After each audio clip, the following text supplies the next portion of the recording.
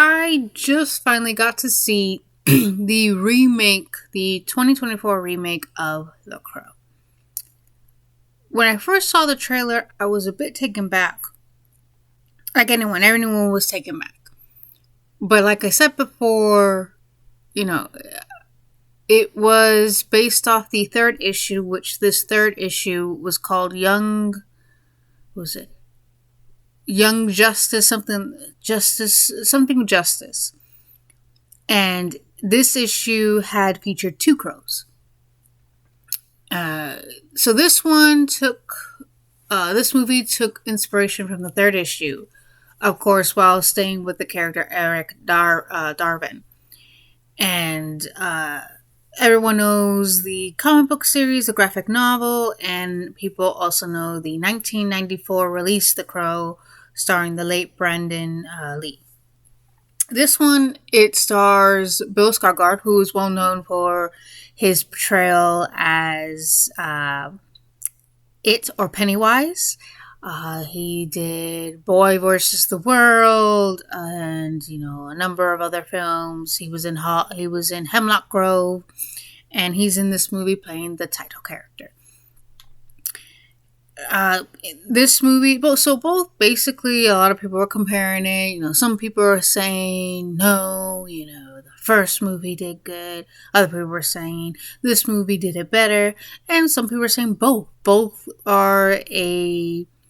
Both had interpreted vengeance and love and the self-loathing and everything else and how it should be. To each their own. To me, it wasn't bad, it wasn't good. I just don't think it should have been The Crow. At least that's what I think. But it was still a good film. I enjoyed it. It didn't feel like The Crow. It felt like it could have been something else. But it was still good. The main reason why I am doing this video is because there is a scene, a very pivotal scene, where Eric finally decides to take on this new identity.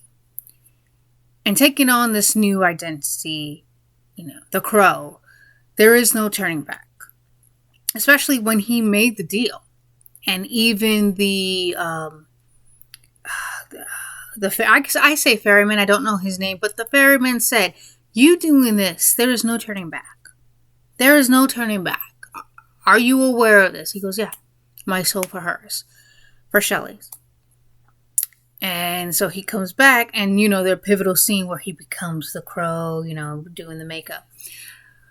When I first saw this scene was an ad.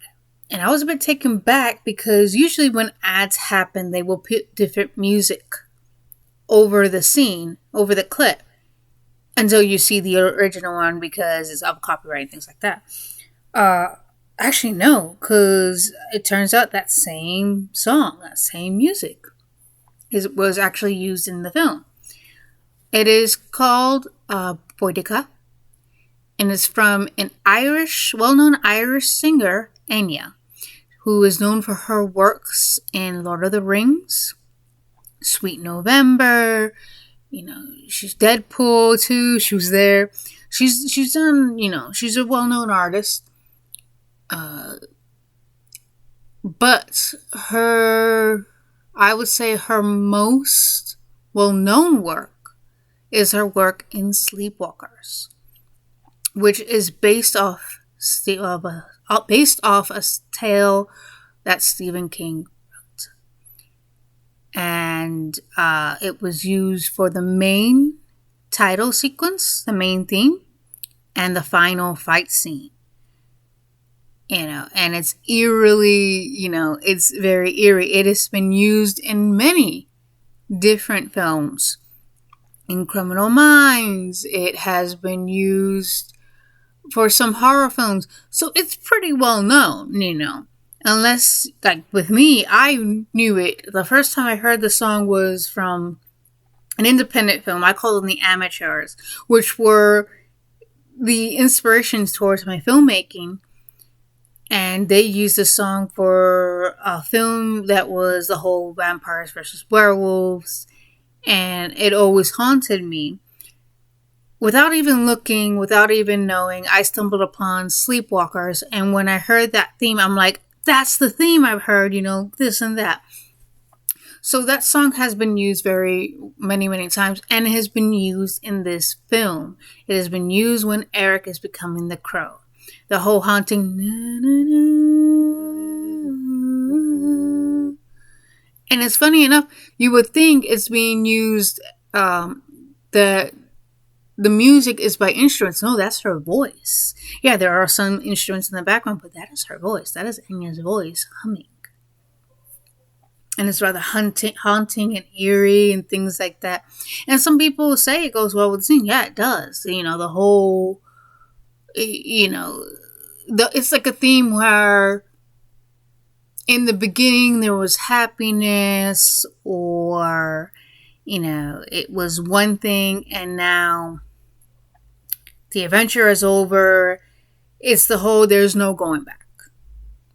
That is it. That chapter has been marked, and you have to turn the page. Or that story, that book is done.